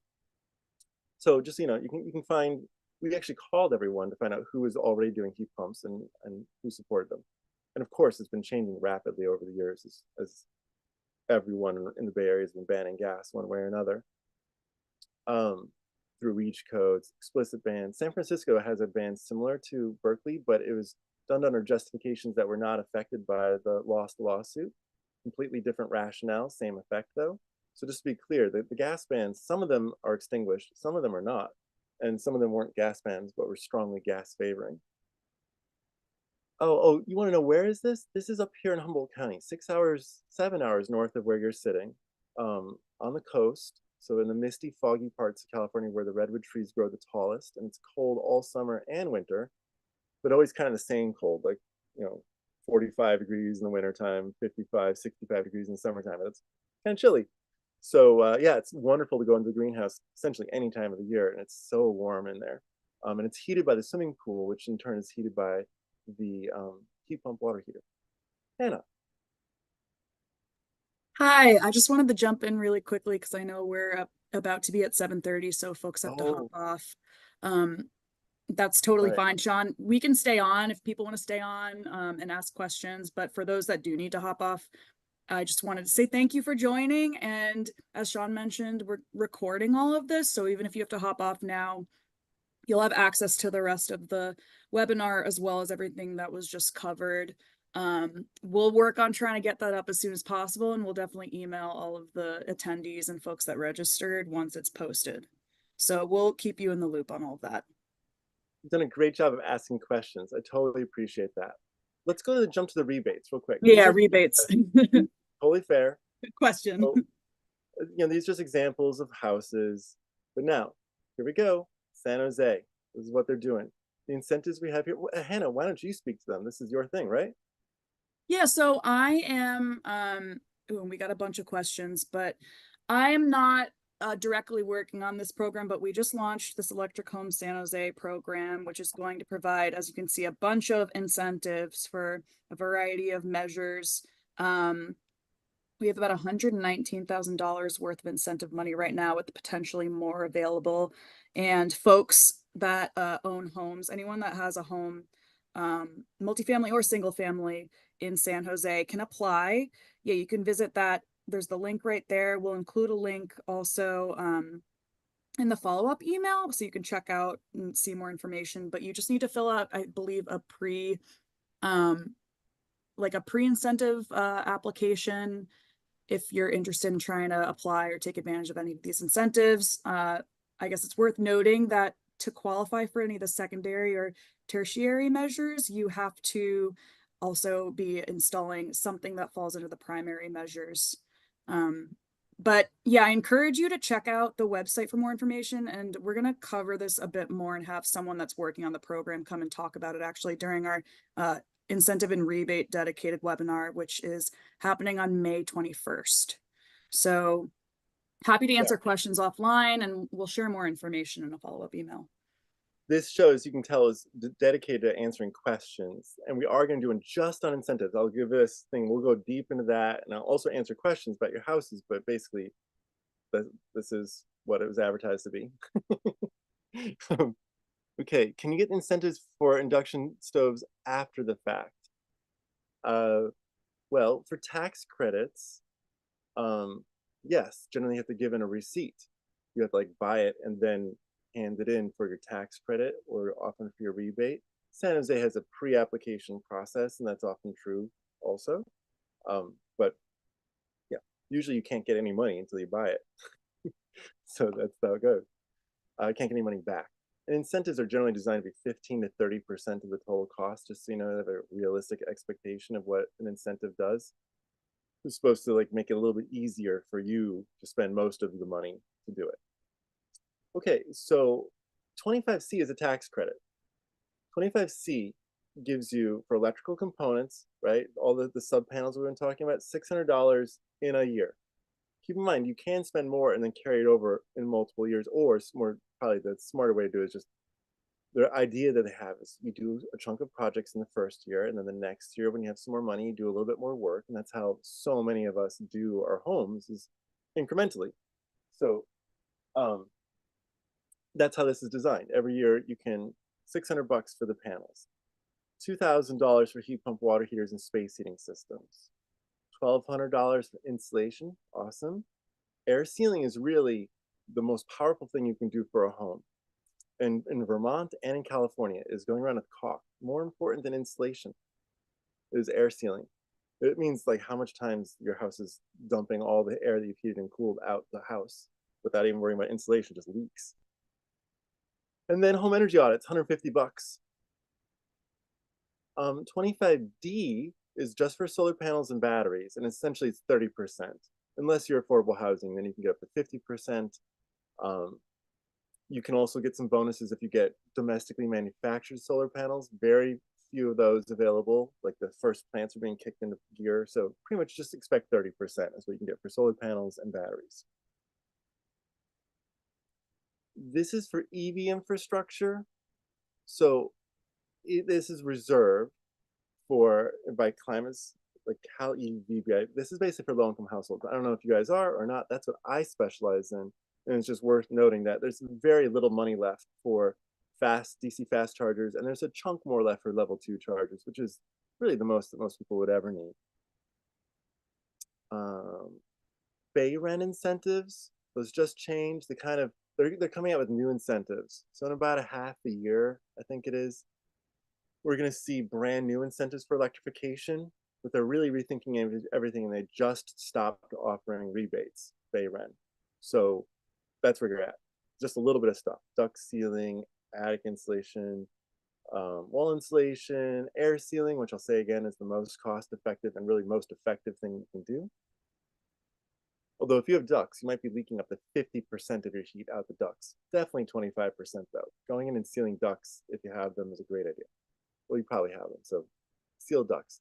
But air caulking is much cheaper and easier to do because you don't have to go up in an attic or underneath the house, just go around the windows and things. So air sealing that way is still the most cost effective, most powerful thing you can do for a house, including downsizing heat pumps. Like air sealing gets you 1/3 this.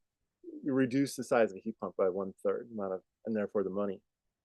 Induction stoves, Bay rent is putting 250 bucks out there. Heat pump dryers, another $250. Okay, so this is now another case study. And there's someone asked, like, hey, how long are you going to go? Certainly, anyone who wants to stick around, how many people do we have right now? We're at 19. I'm going to talk for another 15, 20 minutes. You're all welcome to have your evening, but I'm just going to try to do some fun case studies if people are interested. So, this family here retrofitted their home in phases, used the federal and Bay rent incentives. They want to do climate change, resiliency, cost savings, all those things. And you can see here, you got the EV charger, they got the GREE heat pump air, that's for heating their house. They got the heat pump water here on the right hand side, got a Ream. I don't see the brand on that stove there, but that's a nice induction stove. And their point is like, take the time, plan, maximize your incentive rebates. You're going to do this probably once, replacing your infrastructure. So just, take a little bit of time. I mean, don't take forever. There's urgency. Climate change is real. That's why we have fires every summer now, right? But here's a nice cute quote. So Julie Benavente, thank you, Deputy Director of Climate Smart. She says, we love our all-electric home. The heat pump water heater is programmed to preheat during times when electricity is cleaner and cheaper. Our solar powers our home, and our electric vehicles saves money and the environment, of course, because, like 1/5 as much pollution at worst coming out of an EV, and essentially none if you're using clean energy. So our induction cooktop works great. Easy to clean. That's one of the nice things about induction. It's so easy to clean and safe for the kids. And we feel like our heat pump space heating system makes our home even more comfortable with moderated and mild airflow. So versus blasting high heat from a gas furnace, furnaces turn on and off minimum 3 times an hour, up to 8 times an hour under normal function, and it can wake people up.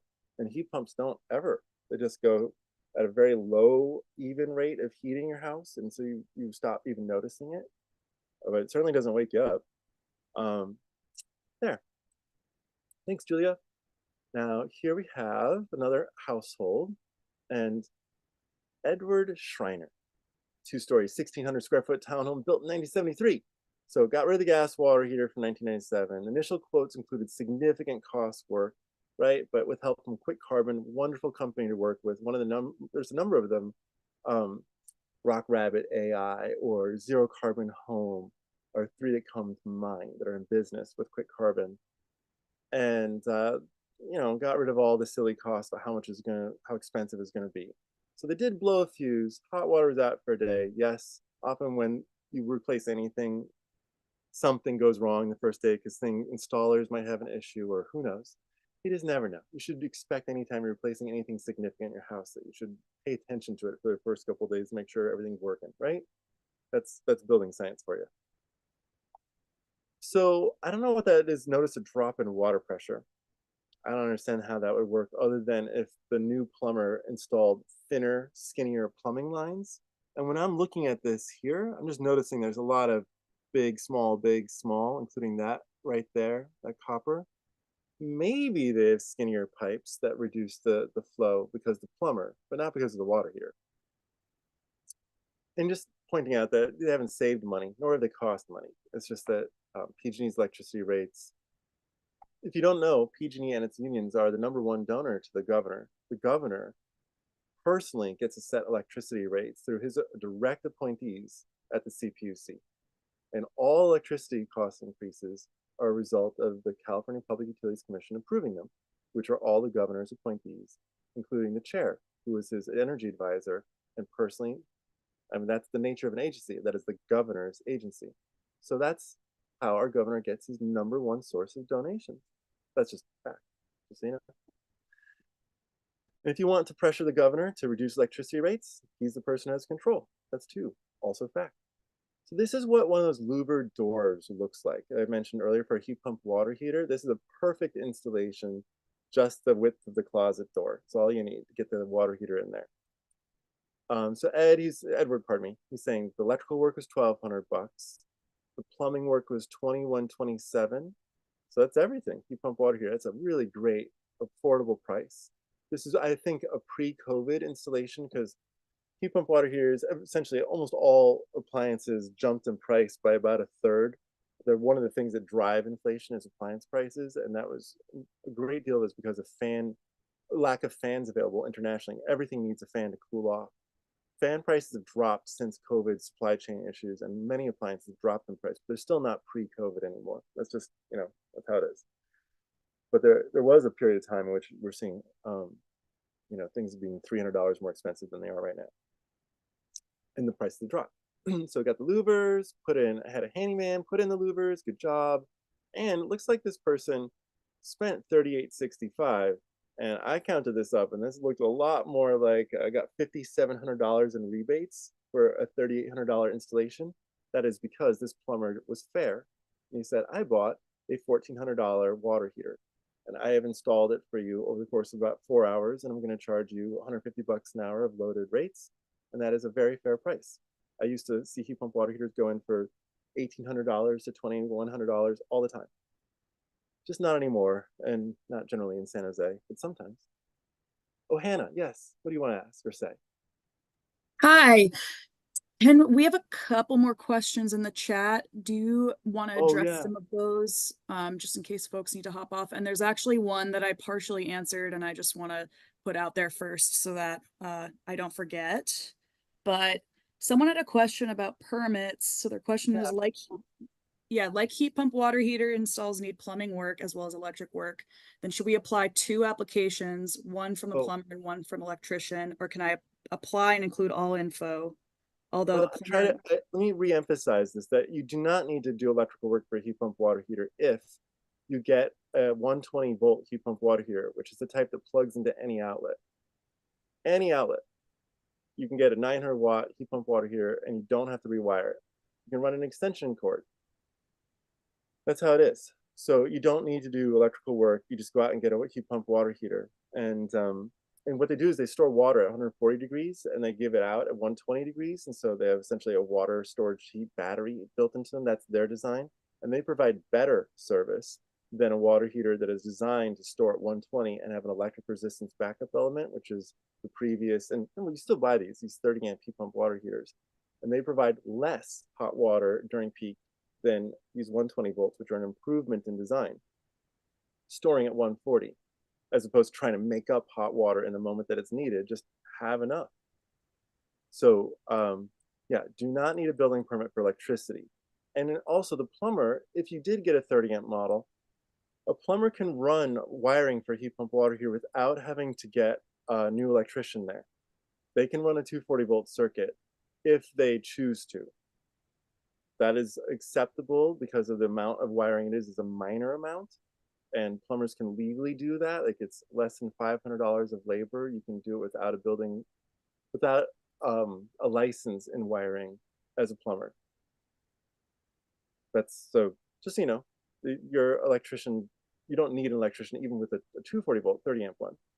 So anonymous attendee, you said, hey, most older homes in San Jose have lousy insulation. True. Don't downplay the importance of installing good insulation if you can afford it. We did afford it and hardly run our furnace or air conditioner at this point. Now, an important point is that you are confusing one thing. You put an insulation which created air tightening. Like you reduced the amount of air infiltration from your walls through outlets and things like that. And you got a lot of air sealing out of your insulation as well as insulation. So I did the same thing. I did a drill and fill spray foam, and it sealed up my house tight. And I didn't realize that. I then had air. I didn't really do any air sealing. I just insulated with foam, which is very good at air tightening, air sealing your house. But insulation that's batt insulation, for instance, isn't. Um, and blown insulation that's cellulose, which is wonderful for the environment. Great stuff. Please use it. That is also a good air sealer. But insulation, if you were to put batt insulation, which is what stuff people frequently think of, it has less of an impact than it appears compared to foam because of the air sealing that happens in it. So yes, go ahead, put insulation. Focus on doing something that's that does air sealing at the same time, because then you get double benefit.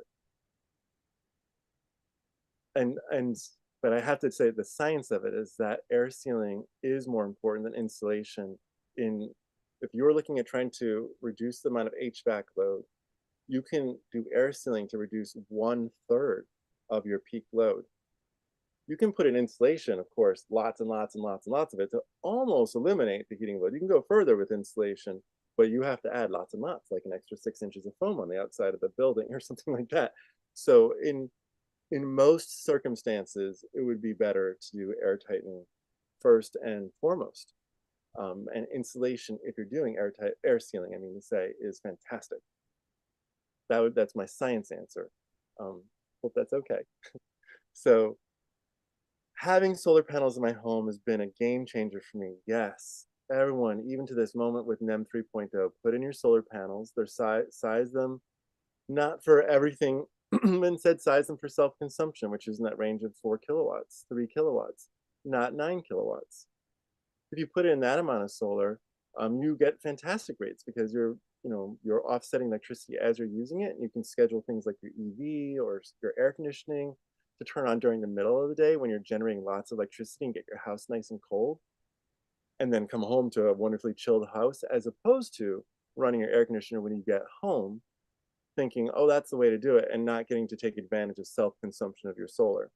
So self-consumption is a way to change lots of things, but your bills particularly.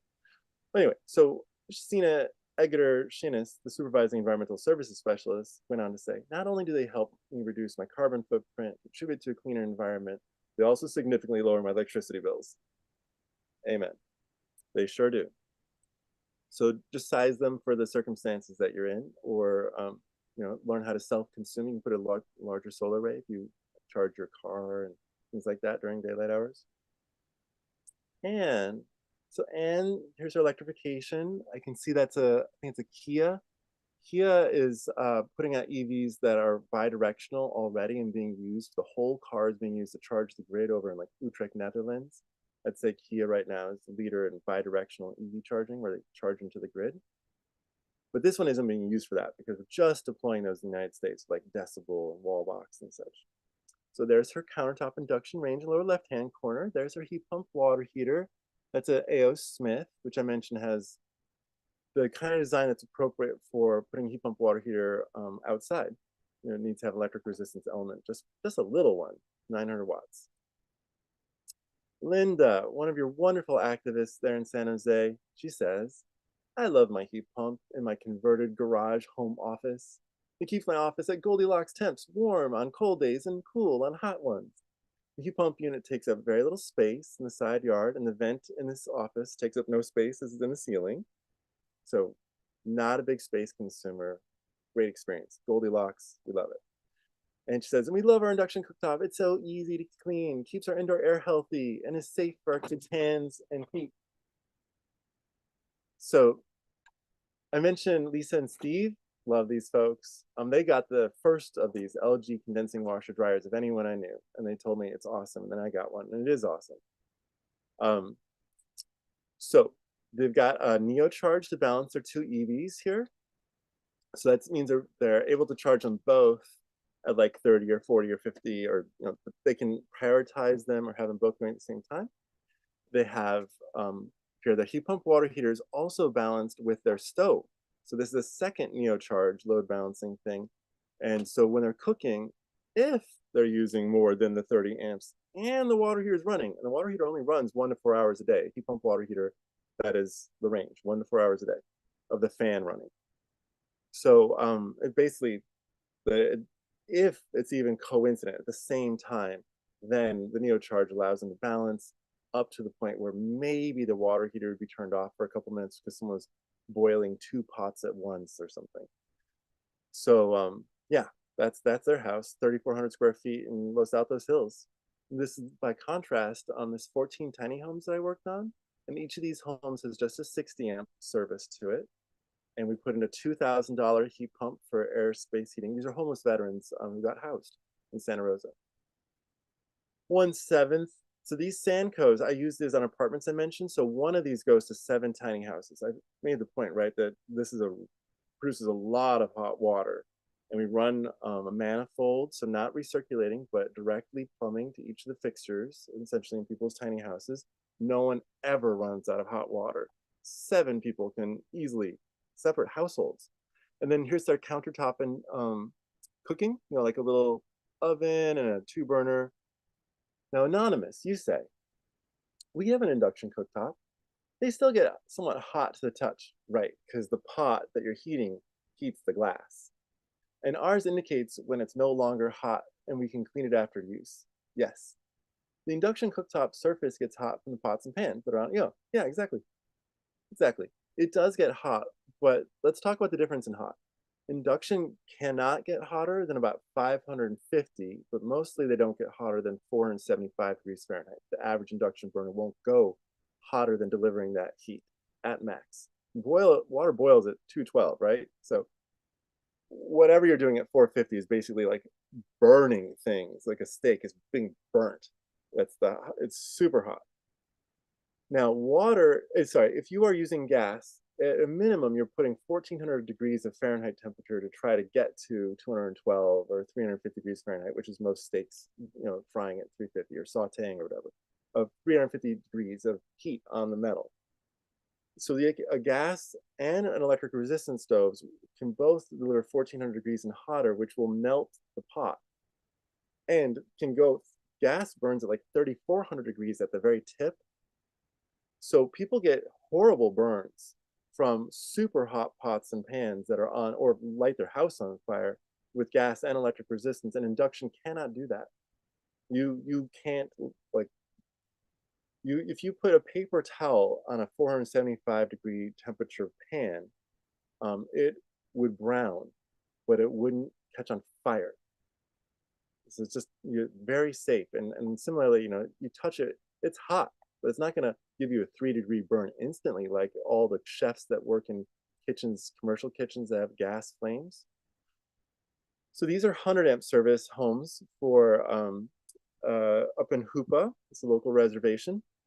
The York Indian Housing Authority, neighboring tribe, they built housing collaboratively, essentially. Although Hoopa would say not so collaboratively. Anyway, these tribes, they speak different languages, literally, and so even when they collaborate, sometimes some people disagree and some people agree. They're different nations. Think of them as like France and Germany, just living shoulder to shoulder. So these wonderful all-electric homes relied upon the solar rays. And without the solar rays, the project would not have been built. They lowered the cost of electricity just enough to get the financing, like the bank loans and everything. So this project is 100% dependent on solar and being all electric to get the lowest bills. Because anything else would have been propane, which is the most expensive source of energy, and the houses wouldn't have been built. That is fact. So that is the difference, is solar plus all electric. makes the lowest bills.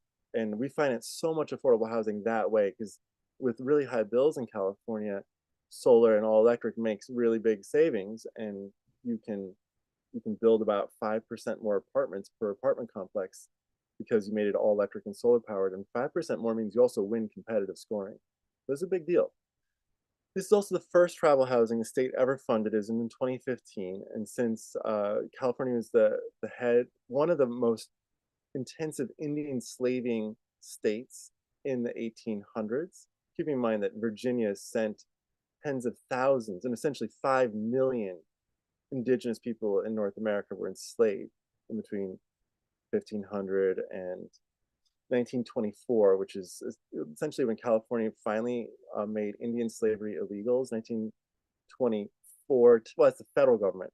California in 1937 said you were no longer allowed to kidnap somebody and enslave them if they were Indian, which was still legal in California until 1937. I'm a historian. The last slave I can identify for sure that was held as a slave in Humboldt County in Eureka by a judge. She died in 1894, still a slave, my age, 48. And she'd been captured as a 14-year-old after a massacre of her family and kept as a slave in that judge's household the whole time. A judge supposed to enforce the law, right? Legal in Humboldt County, slavery. So anyway, I was just on an airplane all day and I'm reading the other slavery, which is all about that. So it's on my mind. Sorry if I'm getting a little intense on that. So anyway, it was great that California finally funded tribal housing with California's federal allocation of money even. It wasn't even our own money that did it.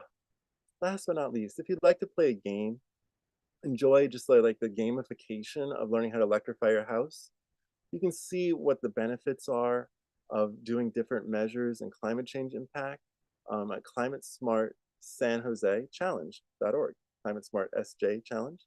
And San Jose is funding this to help you sort of like make it fun, keep fun engaging.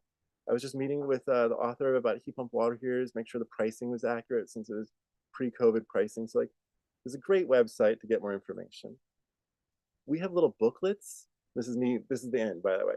We have little booklets at redwoodenergy.net/research that were funded by the Bay Area Air Quality Management District, but principally by the Fossil Fuel Free Alliance and Menlo Spark specifically. And thank you, Diane Bailey, out there. So Menlo Spark is a primary organization that and hired us to write these books to help the Bay Area move forward on their gas bans. And so we did them on apartments and commercial buildings and retrofits of houses, and they're all free online. And San Jose, of course, has their websites. You can go to learn more about electric homes, the rebates. Oh, by the way, if you're trying to find a contractor, switcheson.org. I'm on the board of this organization that creates this repository of all the contractors in California who have been participating in electrification rebate programs. So you can get an experienced contractor who has at least 2 Yelp stars and has had the person had 2 of their references called. So that's what it means to be in the Switches On database, that we've tried to do a legitimate background check of like references and who've done this work before you get listed as someone that you can call and get a bid from. And it's really comprehensive in the Bay Area specifically. So switcheson.org is a great place to find your next contractor if you don't know who that is, or get a second and a third bid. That's how you get your prices down low. For anyone who's got, if you're trying to electrify right now, invest money in your time and go get 3 bids or 4. and that'll dramatically lower your total cost. That's it. Thanks, everybody. Yay! Thanks for hanging out. Thanks for all your questions. Thanks very much. Yeah, if anyone has any last minute questions, feel free to put them in the chat or raise your hand. But right. I know everyone probably needs to eat or wants to chill out and watch Netflix. My kids are bouncing in and out. They're like, "You were gone for the last 4 days, Dad." You haven't seen this. I've been waving them away left and right. 3 kids. I love them very much. Just gonna go hang out with them now. Yeah. Hey. Well, thanks everyone. We'll send a follow-up email with more information, some of the information and resources we talked about today. We have a post-webinar survey that we'd totally appreciate if you filled out with feedback on the webinar. We have 4 more webinars coming up. One is on incentives and rebates. One is on how to electrify an 100 amp panel. It'll go more in depth on those two topics. And we also are doing the Ask Sean show, but in Spanish and Vietnamese. So Ask Maria show is the Spanish version. Ask Trang show is the Vietnamese version. All super knowledgeable Redwood Energy employees or contractors. They're awesome. So we hope to see you at one of our upcoming webinars. Yeah, Trang is an employee, and yeah, I'll be there also just to make sure that there's any technical questions that either of them don't know. Like it'll be a team effort, even more than today, which is just me essentially and Jesse as my backup, but team effort for those. Okay. Ooh, dark. All right. And we'll Nice. share the recordings also when they're available. We'll send an Oh, email. hey, just Hannah, I need that recording right away so that Trang and Maria can watch it, Yeah, so that it's ready. So just so you know, like send it to me as soon as you can. we will. Yeah, we'll try to get it ready within the next couple of days. Thank you. I'll be in touch. Okay, cool. Good Okay. night. Take All right. Good care. night, everyone.